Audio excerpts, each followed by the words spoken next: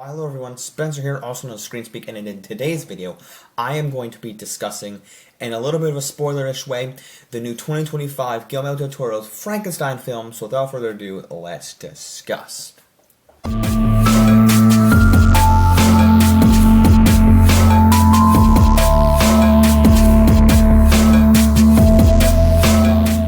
I am going to be talking about the film Frankenstein.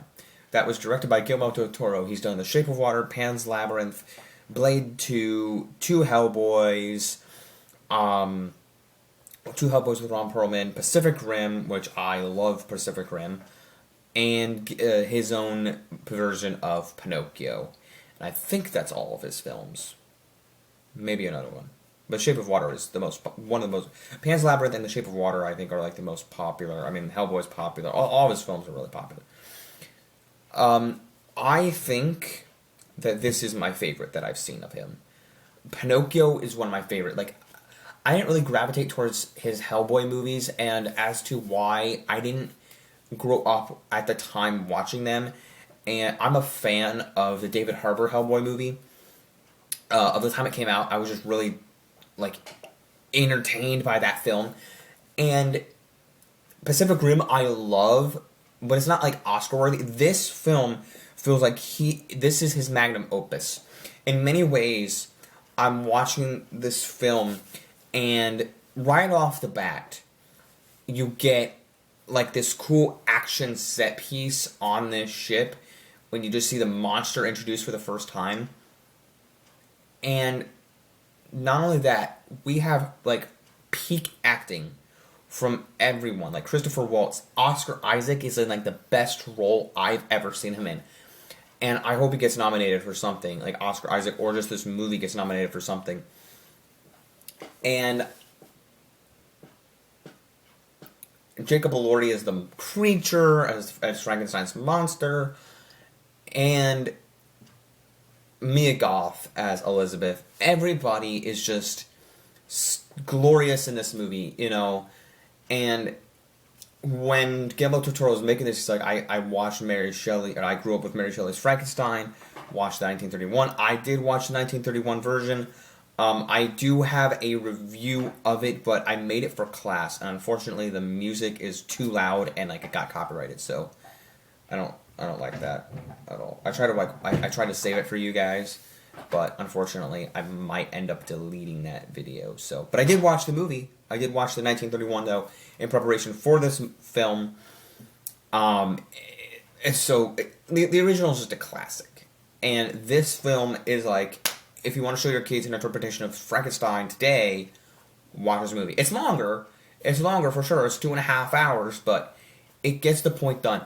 And not only does it get the point done, what I love about this interpretation is it uses its chapters super well, very nicely.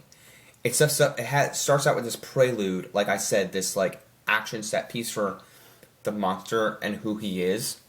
And then as you see Victor, as you see these shipmates gather up Victor, Frankenstein, out of the snow, he's like, I'll tell you the tale about how I created the captain of the ship is like, what kind of devil would create this kind of creature? And Victor's like, I did. Let me tell you how. And then after this 10-ish minute prelude, then we get the hour-long story of Victor's tale. It's so good. And then the next hour is the creature's tale, and then we have, like, the little epilogue or whatever, so to speak. And I'm like, this movie is just so beautifully done with the cinematography, the way they like, again, the chapters are presented, and, you know, when we get into the creature story, we have the little blind girl. We have the girl Maria, I think, which is supposed to reference the 1931 film with Maria, the girl that Frankenstein befriends, and he goes and sees how, you know, how life can be, and he figures out how to speak, you know, because he only can say Victor after he's created by Frankenstein, from Victor Frankenstein, and goodness, and just learning how life works, and talking to the blind man who's played by David Brack, or whoever played the first Doctor in Doctor Who, with the new version of the first Doctor, who played Finch in David Bradley, I believe is his name, not William Hartnell, but David Bradley. I was gonna say Bracky. I don't know who Bracky is, but David Bradley, who played Finch in Harry Potter, and just amazing acting by him, especially when he meets Frankenstein, Frankenstein's monster. This movie was amazing. I literally have no words to describe this movie, but I'm just saying, incredible, outstanding. It's a force to be reckoned with. You know, if you don't know what you're getting yourself into, you might think, okay, this is slow, this is boring. If you, don't know the style of Guillermo del Toro, if you don't know how his brain works with creatures and all this, I was watching it going, it felt exactly, there's like a moment in the movie where you see like this girl, like this red demon, and her face comes off like a skull, like red skull. And you just see these body parts, like Victor have this like body part, this body open, like where he's gonna like zap the body to come alive, and he has this mangled corpse. And I'm like, it reminded me of Hellboy in the sense, and also like the 2019 version of Hellboy, like where you just see these like creatures, like these demonic creatures. It felt like that, where it felt like the 2019 Hellboy was trying to be reminiscent of Guillermo del Toro. In this film, I could see versions of Hellboy, the wacky creatures and all that. So I loved the effects, or effects lack thereof, the practical, like that practical effects, the usage of props and all this sort of stuff. And you know, the set design where he creates his creature, and also like I said, Christopher Waltz, I think might have been the guy that died, but when him and the air are fighting and he just falls through the hole, and when the storm is happening, I'm like, this is, dude, he's dead now. And it was tense because then it followed it up later, like, well, is the uncle here? And he's like, and Victor's like, no, he's dead. Like, he doesn't say that, but in his head he's like, no, he's dead. So it's a roller coaster. It's not a roller coaster of a bad movie. It's a roller coaster of, it's a tense, thrilling ride that you should definitely watch. I watched this one on Netflix. I know it was playing in select theaters and some people got to see it. Guys, I count this as a November movie because most people weren't going to go rush out and see this. As much as I would have loved to have gone and seen this in theaters, I count this as a November movie. People are like, it's not a November movie because it came out in theaters in October. Well, yeah, okay. I see what you're saying, but really, it came out in November. All 5 movies I've watched, plan to watch in November after all said and done are going to be amazing. So, this movie was great. Again, the soundtrack was beautiful. Like, it wasn't like an epic soundtrack, but it was just beautiful throughout. It made the movie even better. I can't wait to see what happens in this film for nominations, for Oscar nominations, acting, props, set design.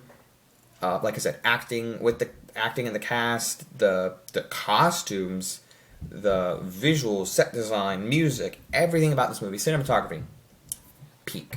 So I'm just gonna give this film a 9 out of 10, 90% all around. 4 out of 5 stars on Letterboxd, and solid A+ for entertainment. That's where my thoughts are lying. I loved both the films. I watched this film after I got home and saw Predator Badlands last night, but I'm uploading this a couple days later on the channel.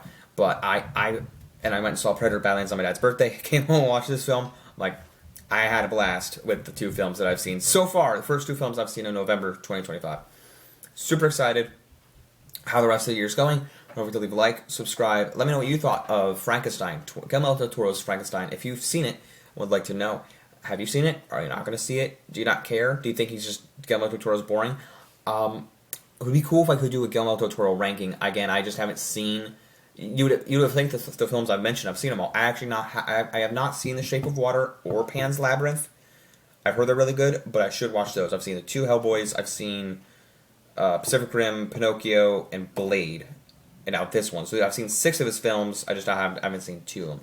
So that'd be something good, worth my while. Let me know what you thought of this film. If you've seen it, if you haven't, what you're gonna do. Don't forget to leave a like, subscribe, and follow me. Stay tuned because I'm seeing Running Man on Friday. that is like my most anticipated movie of the fall here, so I hope it doesn't disappoint. Don't forget to leave a like, subscribe, follow me. Don't forget to keep calm and watch the screen. Peace out, everyone. Bye.